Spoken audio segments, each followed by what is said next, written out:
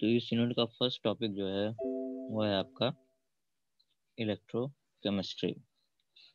क्या होता है इलेक्ट्रोकेमिस्ट्री क्लास? इलेक्ट्रोकेमिस्ट्री क्या है? केमिस्ट्री की वो ब्रांच जहाँ हम लोग इलेक्ट्रिकल केमिकल एनर्जी से इलेक्ट्रिकल एनर्जी में कन्वर्जन पढ़ते हैं। हाँ, branch of chemistry which deals with the study of interconversion of chemical energy to electrical energy, electrical energy to chemical energy is known as electrochemistry.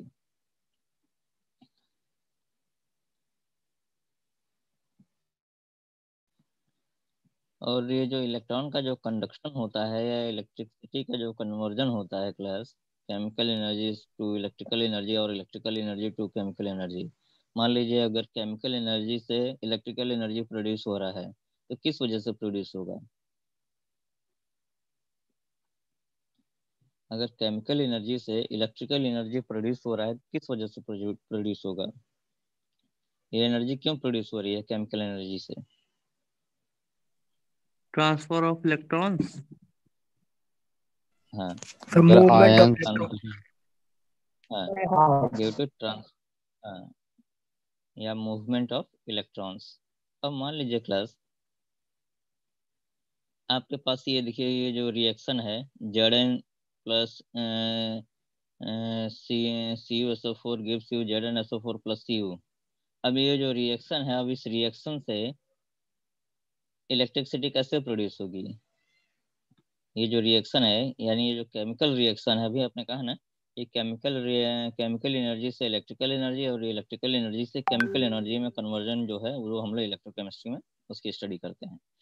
तो ये जो chemical reaction है Zn plus CuSO4 gives you ZnSO4 plus Cu। अब इस chemical reaction से electricity कैसे produce होगी?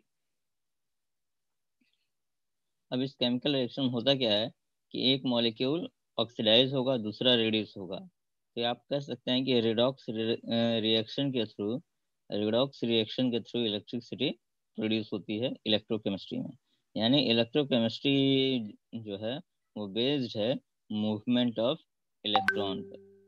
Electron move करेंगे, चाहे वो केमिकल रिएक्शन हो, केमिकल एनर्जी से इलेक्ट्रिकल एनर्जी प्रोड्यूस करनी हो या इलेक्ट्रिकल एनर्जी से केमिकल एनर्जी प्रोड्यूस करनी हो, सारा खेल जो है वो इलेक्ट्रॉन्स का है। ठीक है क्लास?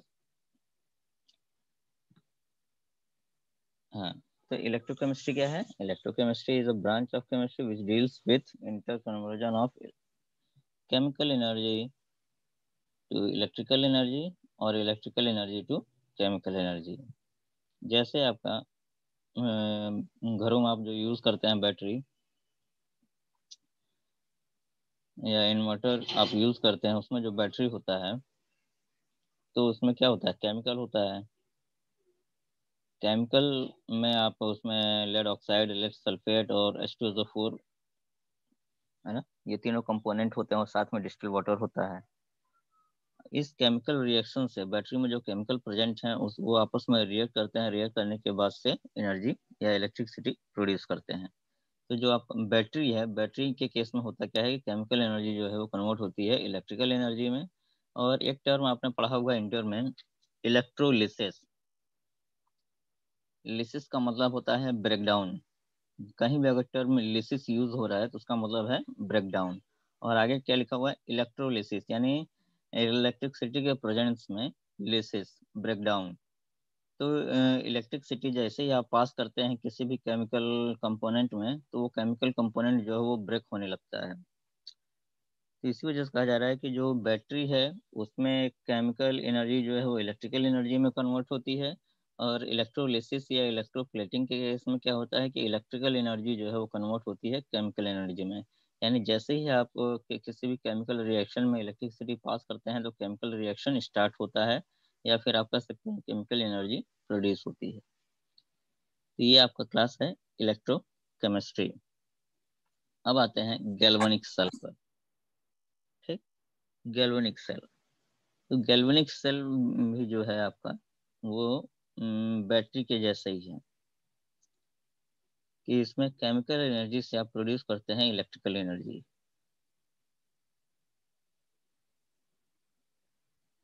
अब गैल्वेनिक सेल से इलेक्ट्रिसिटी कैसे प्रोड्यूस होती है उसको आप समझ लीजिए। जो आपका गैल्वेनिक सेल है, या इसे आप डेनियल सेल भी कहते हैं, गैल्वेनिक सेल क्लास बिल्कुल आराम से सुनते जाइए, कोई भी समस्या होगी तब पूछिएगा।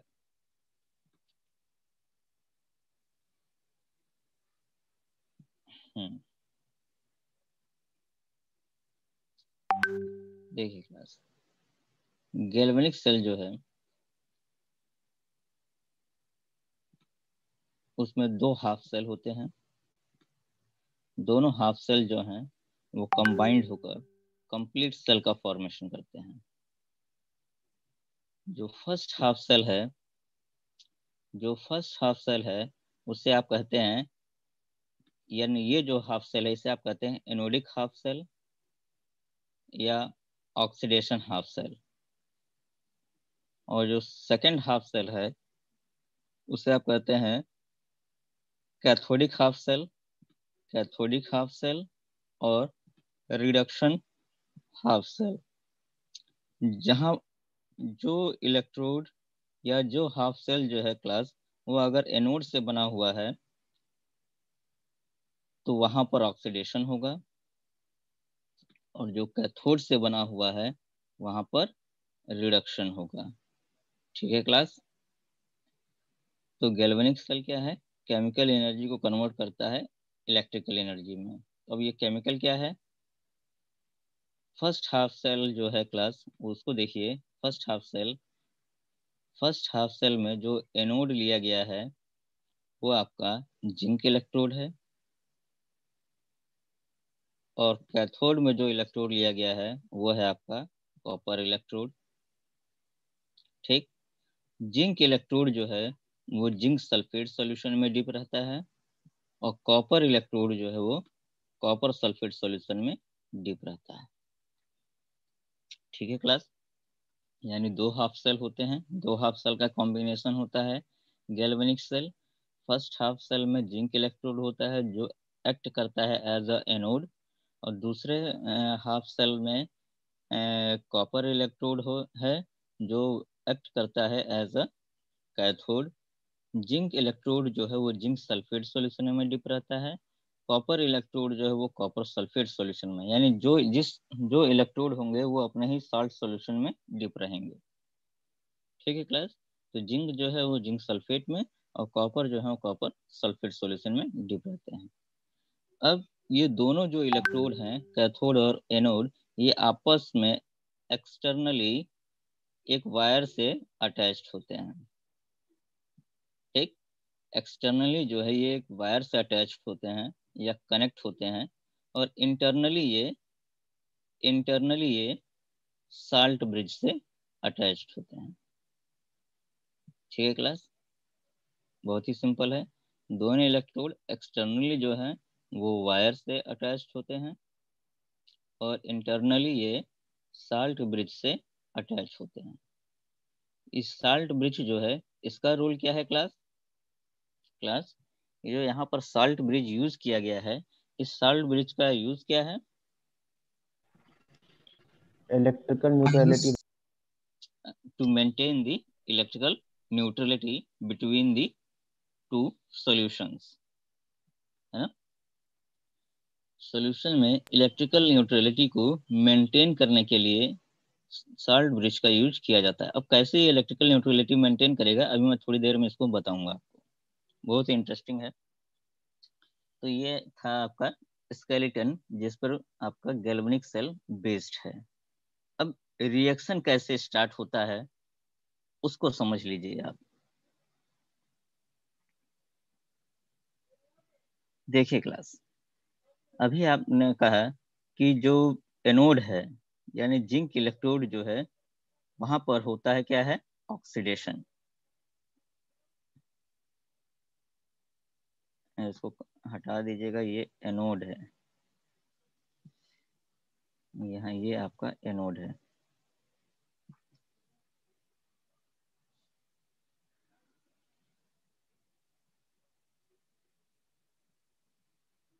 ठीक है क्लास, अभी मैं थोड़ा और अपना वॉल्यूम बढ़ाता हूँ। तो जो आपका जिंक इलेक्ट्रोड है वो एक्ट करता है एज अ एनोड, और एनोड पर हमेशा क्या होता है क्लास? ऑक्सीडेशन। एनोड पर ऑक्सीडेशन होगा, जिंक जो है वो ऑक्सीडाइज होंगे, और ऑक्सीडाइज होने के बाद से जिंक देखिए Zn2+ आयन में कन्वर्ट हो जा रहा है और 2 इलेक्ट्रॉन रिलीज कर रहा है ये। ठीक है क्लास, इस पॉइंट को समझिएगा, बहुत इंटरेस्टिंग है। जिंक इलेक्ट्रोड, ये जो आपका क्लास जिंक इलेक्ट्रोड है या कॉपर इलेक्ट्रोड है, ये दोनों इलेक्ट्रोड जो है वो क्लास न्यूट्रल होते हैं, इतना समझिएगा। ये दोनों इलेक्ट्रोड न्यूट्रल होते हैं। ठीक है क्लास।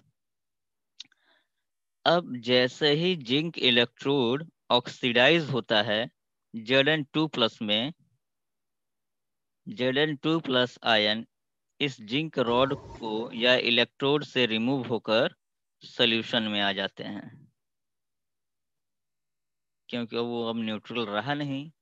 तो न्यूट्रल नहीं रहता है तो कहाँ आ गया? सॉल्यूशन में। ठीक है क्लास, यानी सॉल्यूशन में Zn2+ आयन का जो कंसंट्रेशन है वो धीरे धीरे बढ़ने लगता है। तो ऑक्सीडेशन के थ्रू क्या हो रहा है? ऑक्सीडेशन एनोड पर हो रहा है, और एनोड पर जिंक जो है वो Zn2+ आयन में कन्वर्ट हो रहे हैं और 2 इलेक्ट्रॉन रिलीज कर रहे हैं। अब ये दो जो इलेक्ट्रॉन रिलीज हो रहा है, ये इलेक्ट्रॉन एक्सटर्नल वायर के थ्रू कहाँ जा रहे हैं? कैथोड पर। ठीक है क्लास, क्लियर है कि नहीं क्लियर है? Yes sir, clear. हाँ। अब इलेक्ट्रॉन्स जो है वो कैथोड पर जा रहे हैं, तो कैथोड पर होता क्या है कि ये जो आपने सॉल्यूशन लिया है कॉपर सॉल्यूशन, इस कॉपर सॉल्यूशन को जब आप ब्रेक करेंगे तो किस में ब्रेक होगा? Cu2+ प्लस SO4 2- है ना, इसी में तो ब्रेक होगा, है ना। तो अब देखिए, जैसे ही इलेक्ट्रॉन का कॉपर इलेक्ट्रोड की तरफ आते हैं, यहाँ कैथोड पर आते हैं, कॉपर आयंस जो हैं सॉल्यूशन में, जो कॉपर आयंस जो हैं वो इलेक्ट्रॉन को एब्जॉर्ब करके न्यूट्रल हो जाते हैं। देखिए क्लास, कैथोड पर क्या है? इलेक्ट्रॉन्स हैं, और ये इलेक्ट्रॉन्स जो हैं उनको कॉपर आयंस जो सॉल्यूशन में प्रेजेंट हैं वो एब्जॉर्ब कर लेते हैं, और एब्जॉर्ब करके न्यूट्रल हो जाते हैं। और जैसे ही कॉपर न्यूट्रल होगा वो इलेक्ट्रोड के वॉल पर आके डिपॉजिट हो जाते हैं, इलेक्ट्रोड के वॉल पर आके डिपॉजिट हो जाते हैं। ठीक है क्लास, समझिएगा इसे। तो एक टाइम ऐसा आता है, एक टाइम ऐसा आता है जब पूरा का पूरा जो जिंक रॉड है वो डीजनरेट हो जाता है, खत्म हो जाता है, क्योंकि वो ऑक्सीडाइज हो रहा है, और वो जिंक जो है वो कन्वर्ट हो रहे हैं Zn2+ आयन में।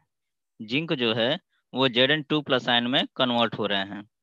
तो इसका मतलब क्या है कि सॉल्यूशन में Zn2+ आयन का कंसंट्रेशन इंक्रीज कर रहा है, और दूसरे साइड देखिए कैथोड, इनका वेट जो है वो इंक्रीज कर रहा है, क्योंकि सॉल्यूशन में जो कॉपर आयंस थे वो इस इलेक्ट्रोड पर आकर डिपॉजिट हो जा रहे हैं। यानी कॉपर इलेक्ट्रोड का वेट इंक्रीज करता है और जिंक इलेक्ट्रोड का वेट जो है वो डिक्रीज करता है।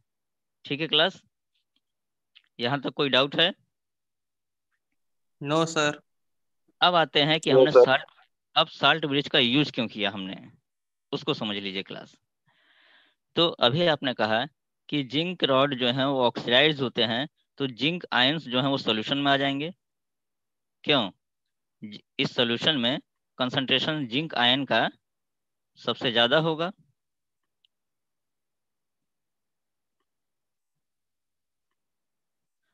ठीक है क्लास, तो जिंक इलेक्ट्रोड के साइड सॉल्यूशन जो है उसमें Zn2+ आयन का कंसंट्रेशन ज्यादा होगा, और जो लेफ्ट साइड आपका कॉपर सल्फेट सॉल्यूशन है इसमें किसका कंसंट्रेशन ज्यादा होगा? बताइए। SO4 हाँ, ये जो सॉल्यूशन है, क्योंकि इसमें जो कॉपर आयंस थे वो तो आके डिपॉजिट हो गए इस सॉल्यूशन में। ये जो कॉपर सल्फेट सॉल्यूशन था, इस सॉल्यूशन में जो कॉपर थे वो कॉपर सॉल्यूशन आकर इस इलेक्ट्रोड पे डिपॉजिट हो गए, तो बचा क्या? सल्फेट। यानी इस साइड जो है वो SO4 2- जो है उनका कंसंट्रेशन जो है वो इंक्रीज कर गया। यानी दोनों साइड देखिए क्लास, रेशियो जो है पॉजिटिव और नेगेटिव का वो डिस्टर्ब हो रहा है। एक साइड जो है वो पॉजिटिव चार्ज ज्यादा हो रहे हैं एक बीकर में या एक हाफ सेल में, और दूसरे हाफ सेल में नेगेटिव चार्ज जो है वो ज्यादा हो रहा है। अब इन दोनों सॉल्यूशन में इलेक्ट्रिकल न्यूट्रलिटी को मेंटेन करने के लिए हम जानते हैं कि साल्ट ब्रिज का यूज किया जाता है। तो साल्ट ब्रिज इस इलेक्ट्रिकल न्यूट्रलिटी को कैसे मेंटेन करेगा? तो ये जिंक के साइड देखिए कैटायंस का कंसंट्रेशन ज्यादा है और कॉपर के साइड एनायन का कंसंट्रेशन ज्यादा है। तो जब आप KCl को ब्रेक करेंगे तो KCl किस में ब्रेक होता है? साल्ट ब्रिज में आप KCl भी यूज करते हैं, K2SO4 भी यूज कर सकते हैं, KNO3 भी यूज कर सकते हैं। तो KCl जो ब्रेक होता है वो Cl- और K+ में ब्रेक होता है। तो जो Cl- हैं वो इस साइड मूव करेंगे इलेक्ट्रिकल न्यूट्रलिटी को मेंटेन करने के लिए, और K+ जो है वो कॉपर के साइड मूव करेंगे इनकी इलेक्ट्रिकल न्यूट्रलिटी को मेंटेन करने के लिए। ठीक है क्लास, समझ में आया कि नहीं आया? Yes sir. Yes sir. तो ये था आपका गैल्वेनिक सेल। गैल्वेनिक सेल में दो हाफ सेल होते हैं। फर्स्ट हाफ सेल में जिंक इलेक्ट्रोड जिंक सल्फेट में सॉल्यूशन में डिप रहता है, दूसरे side copper electrode copper sulphate solution में डिप रहता है। जिंक इलेक्ट्रोड जो है वो एक्ट करता है एज अ एनोड, और कॉपर इलेक्ट्रोड जो है वो एक्ट करता है एज अ कैथोड। एनोड पर हमेशा ऑक्सीडेशन होगा और कैथोड पर रिडक्शन होगा। ये दोनों इलेक्ट्रोड जो है वो आपस में एक दूसरे से वायर से कनेक्ट होते हैं, और इंटरनली ये साल्ट ब्रिज से कनेक्ट होते हैं। साल्ट ब्रिज का जो काम है वो है इलेक्ट्रिकल न्यूट्रलिटी को मेंटेन करना। अब जैसे ही हम इन दोनों इलेक्ट्रोड को वायर से कनेक्ट करते हैं, इलेक्ट्रॉन्स जो हैं वो उनका मूवमेंट स्टार्ट हो जाता है। इलेक्ट्रॉन का मूवमेंट कैसे स्टार्ट होगा? क्योंकि जैसे ही आप वायर से कनेक्ट करते हैं इन दोनों इलेक्ट्रोड को, जिंक इलेक्ट्रोड में ऑक्सीडेशन स्टार्ट होता है। जिंक इलेक्ट्रोड जो कि न्यूट्रल इलेक्ट्रोड है, वो जिंक इलेक्ट्रोड जैसे ही ऑक्सीडाइज होता है तो कन्वर्ट होता है Zn2+ आयन में, और ये जो Zn2+ आयन जिंक इलेक्ट्रोड से रिमूव होकर सॉल्यूशन में आ जाते हैं, यानी ZnSO4 सॉल्यूशन में आ जाते हैं। और जो इलेक्ट्रॉन प्रोड्यूस हुआ ये वायर के थ्रू कैथोड की साइड जाता है, और कैथोड पर जाकर रिएक्शन क्या होता है कि सॉल्यूशन में जो कॉपर आयन प्रेजेंट हैं वो इन इलेक्ट्रॉन्स को एब्जॉर्ब कर लेते हैं और न्यूट्रल हो जाते हैं। और न्यूट्रल होने के बाद से ये जो कॉपर है वो इन सरफेस पर या इलेक्ट्रोड पर आकर डिपॉजिट हो जाता है, जिसकी वजह से कॉपर का वेट जो है, कॉपर इलेक्ट्रोड का जो वेट है वो धीरे धीरे इंक्रीज करता है, और जिंक इलेक्ट्रोड का वेट जो है वो डिक्रीज करता है। तो जैसे ही जिंक इलेक्ट्रोड जो है वो डिस्ट्रॉय हो जाते हैं, तो हम इसे इलेक्ट्रिसिटी प्रोड्यूस करने के लिए नए रॉड से या नए इलेक्ट्रोड जिंक इलेक्ट्रोड से इसे रिप्लेस कर देते हैं। ठीक है क्लास? तो ओवरऑल रिएक्शन देखिए, ओवरऑल रिएक्शन क्या होगा? ओवरऑल रिएक्शन क्या होगा? इधर भी इलेक्ट्रॉन है, लेफ्ट साइड भी और राइट साइड भी इलेक्ट्रॉन है, इनको कैंसिल कर दीजिए। तो Zn+Cu2+ ion gives you Zn2+ Cu ions. ठीक है क्लास, ये ओवरऑल रिएक्शन है।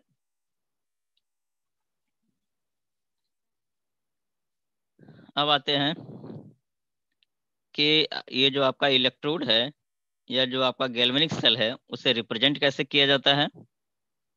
गैल्वेनिक सेल को रिप्रेजेंट कैसे किया जाता है? तो ये देखिए Zn2+ आयन, और यहाँ पर देखिए C1 लिखा है, इसका मतलब है सॉल्यूशन है ये, यानी ये जो Zn2+ आयन जो है वो सॉल्यूशन में प्रेजेंट है। फिर क्या लिखा हुआ है? Cu2+ कंसंट्रेशन, यानी ये भी सॉल्यूशन में है। और फिर ये आपका कॉपर इलेक्ट्रोड है, यानी लास्ट वाले दोनों आपके इलेक्ट्रोड हैं, और ये जो बीच में जो लिखा हुआ है जहाँ पर C1 C2 लिखा हुआ है ये आपका सॉल्यूशन पार्ट है, यानी ये जो आयंस जो प्रेजेंट है वो कहाँ प्रेजेंट है? सॉल्यूशन में। तो अब बस क्लास ये बताइए कि ये जो एक सिंगल लाइन है ये क्या रिप्रेजेंट कर रहा है, और ये जो डबल लाइन है ये क्या रिप्रेजेंट कर रहा है? सर डबल लाइन तो सॉल्ट ब्रिज को रिप्रेजेंट कर रहा है। हाँ, और जो सिंगल लाइन है इस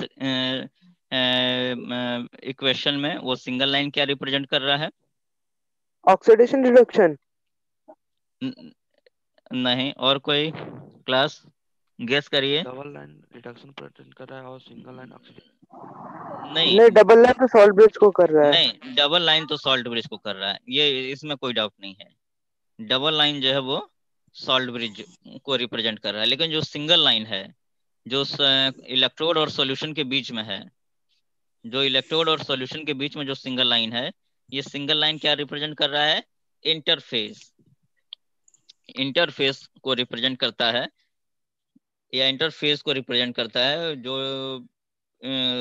इलेक्ट्रोड और सॉल्यूशन के बीच में होता है क्लास। देखिए, अगर इंटरफेस नहीं होता, इंटरफेस नहीं है, अगर इंटरफेस नहीं होता तो इसका मतलब क्या होता है? ये जो आपका इलेक्ट्रोड है, सॉल्यूशन है, ये इलेक्ट्रोड और ये जो सॉल्यूशन है, इन दोनों में एक इंटरफेस है, तभी तो ये सेपरेट हैं। अगर इंटरफेस नहीं होता तो ये दोनों दिखाई ही नहीं देते, मिक्स रहते एक दूसरे में। तो इसी इंटरफेस की वजह से ये जिंक इलेक्ट्रोड जो है वो सॉल्यूशन से सेपरेट रहता है। यानी इनके बीच में जिस सरफेस पर ये दोनों अटैच होते हैं उससे हम कहते हैं इंटरफेस। चाहे कॉपर जो है वो कॉपर सल्फेट सॉल्यूशन से जिस सरफेस से अटैच होते हैं उसे हम कहते हैं इंटरफेस। ठीक है क्लास? तो सिंगल लाइन जो है वो रिप्रेजेंट करता है interface between the electrode and it's solution, and double line represent salt bridge, presence of salt bridge. ठीक है क्लास? तो ये था आपका इलेक्ट्रोकेमिस्ट्री और गैल्वेनिक सेल। यहाँ तक किसी को कोई क्लास डाउट है तो आप मुझसे क्वेश्चन पूछ सकते हैं क्लास।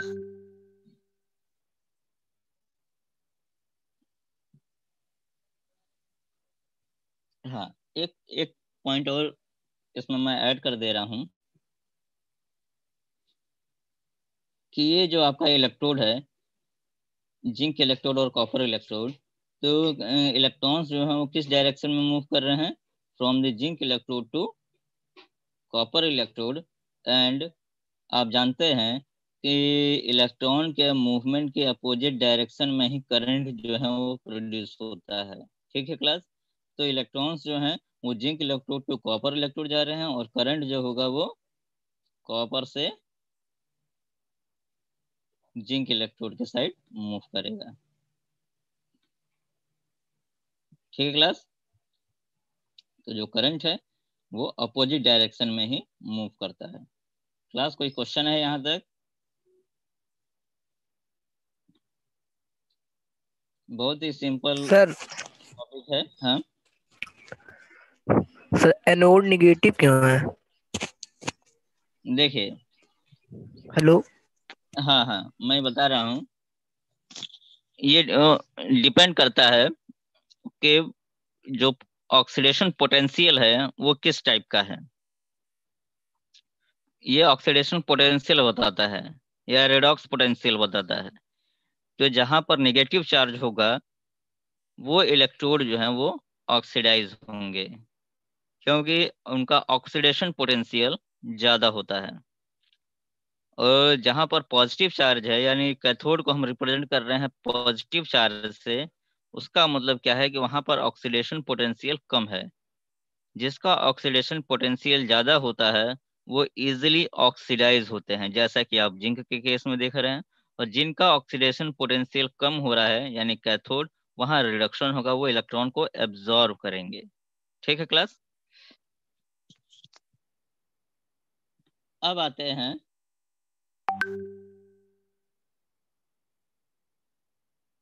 इलेक्ट्रोड पोटेंशियल पर। नेक्स्ट टॉपिक जो है वो आपका है इलेक्ट्रोड पोटेंशियल। ये क्या होता है क्लास? ये क्या होता है? इलेक्ट्रोड पोटेंशियल क्या होता है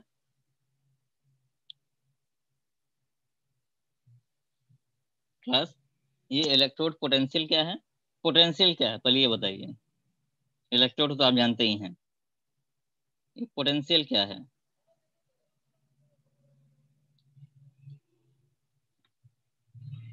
बताइए।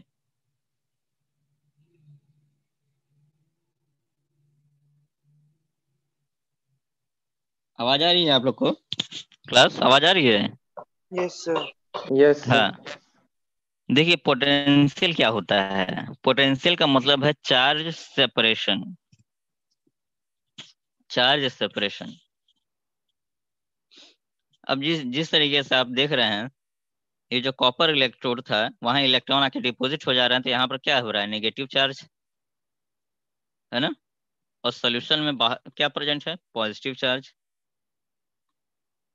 तो ये जो चार्ज सेपरेशन हो रहा है, इसी चार्ज सेपरेशन की वजह से पोटेंशियल जो है वो जनरेट होता है। ठीक है क्लास। तो इसी वजह से इसको कहते हैं इलेक्ट्रोड पोटेंशियल। चार्ज सेपरेशन जैसे ही स्टार्ट होगा उसी वहीं पर आपका पोटेंशियल जनरेट होगा, यानी एनर्जी जनरेट होगी, या कोई भी केमिकल रिएक्शन स्टार्ट होगा, है ना। तो इलेक्ट्रोड पोटेंशियल क्या है?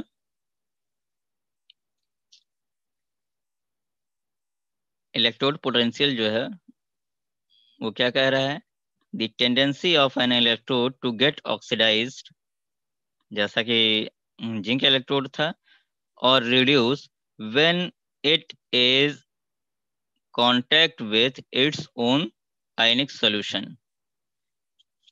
Tendency of an electrode to get oxidized or reduced when it is dipped in its own solution or ionic solution known as single electrode potential।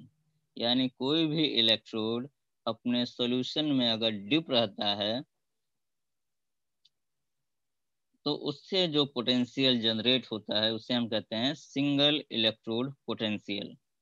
अभी आपने गैल्वेनिक सेल में देखा था, जिंक रॉड जो है वो जिंक सल्फेट सॉल्यूशन में dip थे, कॉपर रॉड जो है वो कॉपर सल्फेट सॉल्यूशन में डिप थे। ठीक।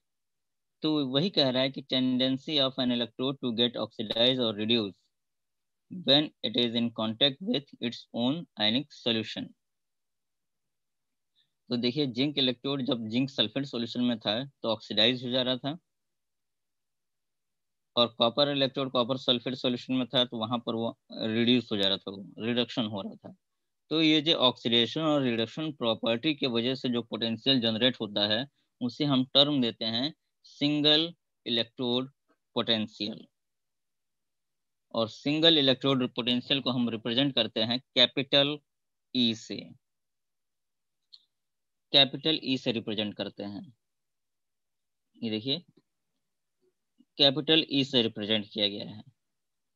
और इसमें देखिए ये दो तरीके से रिप्रेजेंटेशन है, जैसे जहां मैंने अंडरलाइन किया है वहां देखिए दो तरीके से रिप्रेजेंटेशन है, एम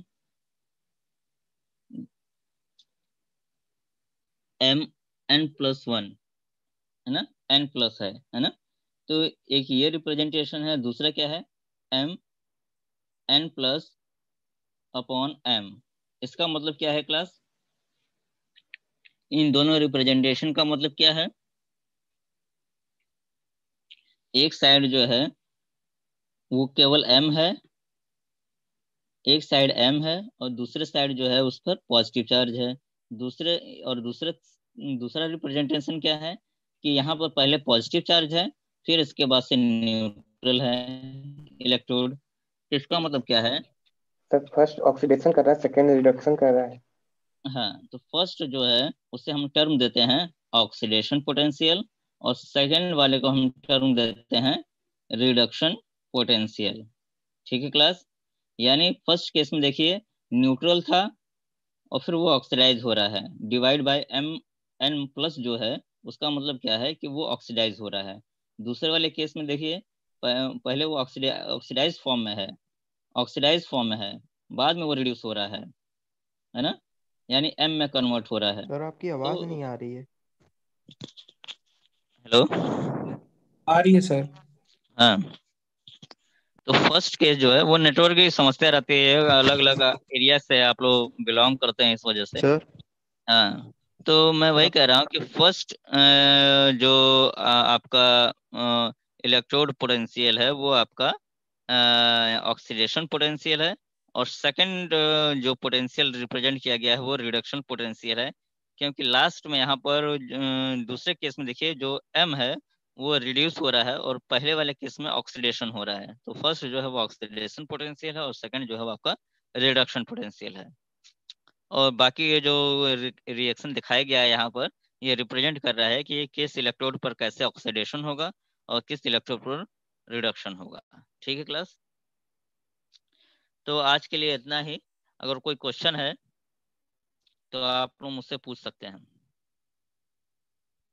बहुत ही इंटरेस्टिंग है। इसके बाद से आप इलेक्ट्रोड पोटेंशियल पढ़ेंगे, फिर स्टैंडर्ड पढ़ेंगे, फिर उसके बाद से आप पढ़ेंगे कि इलेक्ट्रोड किस टाइप का इलेक्ट्रोड होगा, तो ऑक्सीडेशन होगा या रिडक्शन होगा। तो ये था क्लास आपका galvanic cell, electrochemistry, galvanic cell और सिंगल इलेक्ट्रोड पोटेंशियल।